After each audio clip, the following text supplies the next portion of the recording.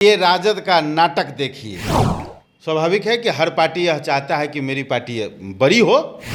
राष्ट्रीय जनता दल में चुनौती है इस बार कि इस बार भी कहीं राष्ट्रीय जनता दल में नए अध्यक्ष के रूप में परिवार के लोग ही न कहीं आकर के काबिज हो जाए। मुख्यमंत्री बने होने की सपना आते रहती है। भाई ठीक है, अच्छी बात है, सपना देखिए। सपना देखने में कोई पैसा लगता है कि रिकॉर्ड बिजली उत्पादन बिहार में हो रहा है। राजद शासन में रिकॉर्ड बिजली नहीं था, वो भी रिकॉर्ड था कि बिजली नहीं था। अब हम तो जनता दल यूनाइटेड के नेता कार्यकर्ता हैं। हम तो नीतीश कुमार जी के बारे में, आदरणीय नेता नीतीश कुमार जी से हम लोग मिलते हैं, 1 मिनट आशीर्वाद लेते हैं, उनसे प्रेरणा लेते हैं, उनसे मार्गदर्शन प्राप्त करते हैं। अब उनके यहाँ क्या होता है नहीं होता है, उनका राष्ट्रीय जनता दल का कार्यकर्ता जानता है।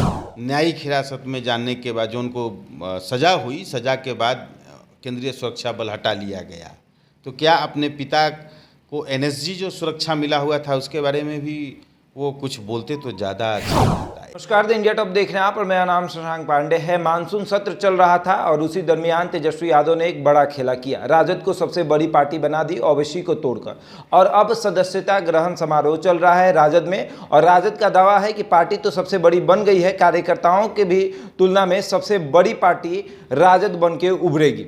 जदयू प्रवक्ता अरविंद निषाद हमारे साथ मौजूद हैं, बात करेंगे। राजद अपने आप को अब मजबूत बना रही है और सबसे बड़ी पार्टी बना रही है। स्वाभाविक है कि हर पार्टी यह चाहता है कि मेरी पार्टी बड़ी हो, तो हर पार्टी अपना कार्यक्रम चलाता है और सदस्यता अभियान चलाता है। सदस्यता अभियान के बाद प्रखंड से लेकर के जिला, जिला से लेकर के राज्य और राज्य से लेकर के राष्ट्रीय स्तर पर आंतरिक चुनाव होता है और आंतरिक चुनाव के बाद नए लोग संगठन में काम करते हैं। अब राष्ट्रीय जनता दल में चुनौती है इस बार कि इस बार भी कहीं राष्ट्रीय जनता दल में नए अध्यक्ष के रूप में परिवार के लोग ही न कहीं आकर के काबिज हो जाएं, या प्रदेश अध्यक्ष के रूप में नए लोग ही न आकर के काबिज हो जाएं।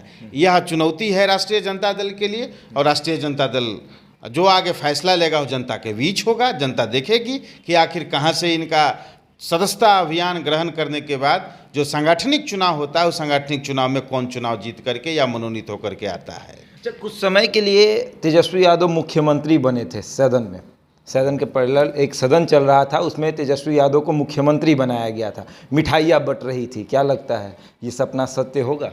देखिए, उस मिमिक्री का प्रिंट में क्या लाइन बना था कि ये राजद का नाटक देखिए। ये राजद का जिस प्रकार से विधानमंडल में एक कार्यक्रम चलाया और अपने स्वघोषित मुख्यमंत्री हो गए, स्वघोषित नेता प्रतिपक्ष हो गए, स्वघोषित विधानसभा के अध्यक्ष हो गए, तो इन लोगों को दिन में रात में सुतते उठते जागते हर समय मुख्यमंत्री पद की चिंता सताती है, या मुख्यमंत्री बने होने की सपना आते रहती है। भाई ठीक है, अच्छी बात है, सपना देखिए। सपना देखने में कोई पैसा लगता है? पैसा तो कोई लगता नहीं है। ठीक है, अच्छी बात है, सपना देखते रहिए।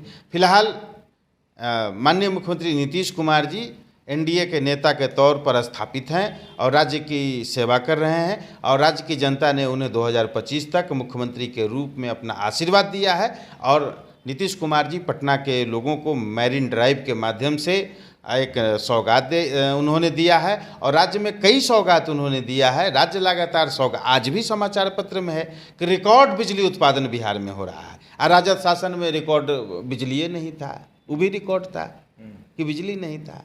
यहाँ रिकॉर्ड उत्पादन हो रहा है, 24 घंटा बिजली मिल रहा है। जब से लालू यादव ने राजद का कमान जो है तेजस्वी यादव को सौंपा है, तेजस्वी यादव कुछ ज़्यादा ही एक्टिव हो गए हैं। प्रतिदिन नेताओं को एक छोटा छोटा कार्य दे रहे हैं और उसके बाद उसको तय सीमा पर उससे पूछ भी रहे हैं कि आपने ये कार्य किया कि नहीं किया। कार्यकर्ताओं के साथ बैठक, नेताओं के साथ बैठक, छोटे छोटे कार्यकर्ताओं को एमएलसी बना देना, ये बहुत ज़्यादा एक्टिव दिख रहे हैं।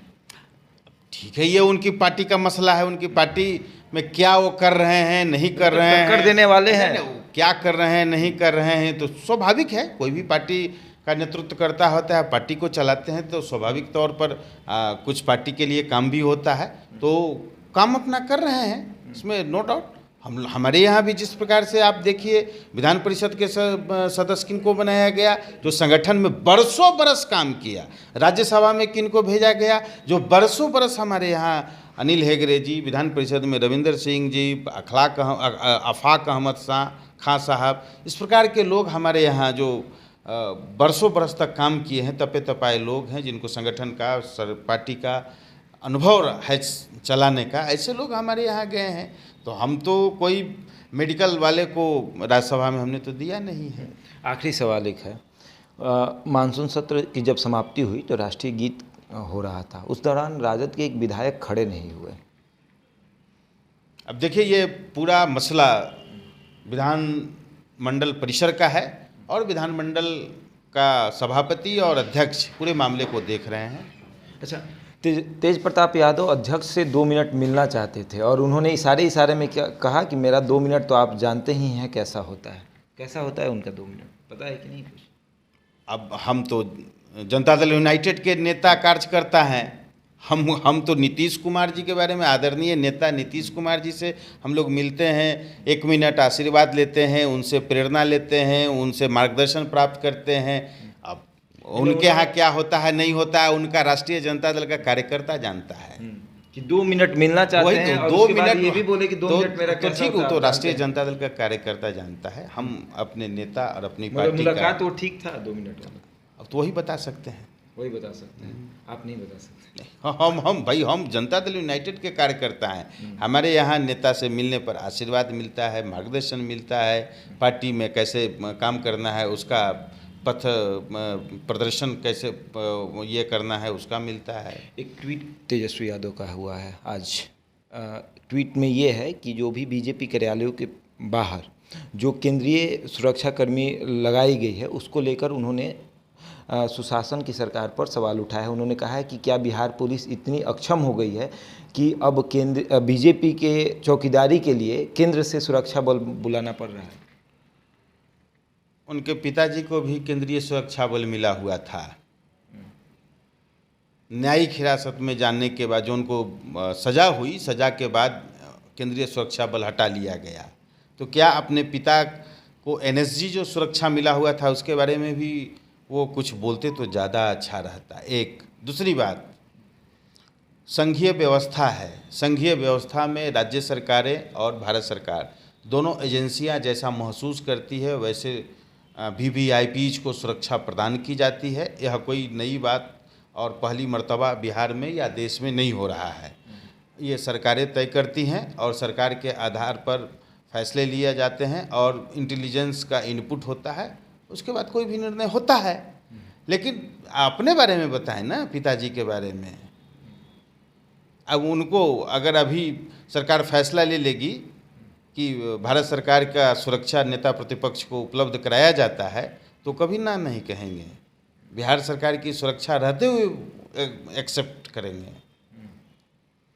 चलिए, तो आप सुन रहे थे जदयू प्रवक्ता अरविंद निषाद को। बहरहाल इस खबर में इतना ही। बने रहे हमारे साथ और देखते रहें द इंडिया टॉप।